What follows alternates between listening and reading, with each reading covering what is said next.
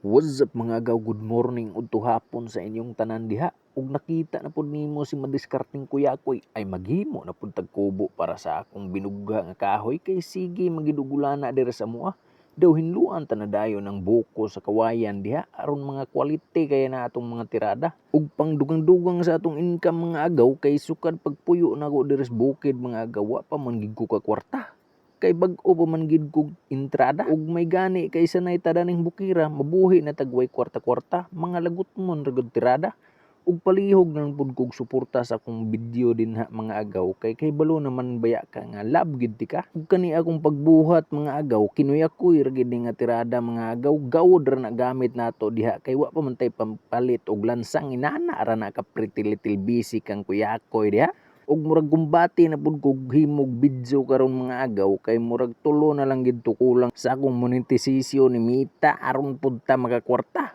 ug tungod ra gid pud na sa inyong mga suporta mga agaw maong love gid mo nako kaayo ug ay lang gid mo kabalaka mga agaw sa akong tirada kay agkahirig-hirig gid na siya. Daw di tanan nagamitan og bracing mga agaw kay pretty little small ra man na atong gibuhat binukid ra gid na nga tirada kay mga unggoy ra pud mo tan-aw dinis bukid kung unsa nakatsada akong kubo diha ug wa nay pagduha-duha ipakatong tanadayon ng roping nato diha mga agaw no nulansang-lansang na gid na siya ug sa inani nga tirada di na gid na matatsahan atong binugha diha nga kahoy mga agaw o di ba pretty little basic aw cool ba.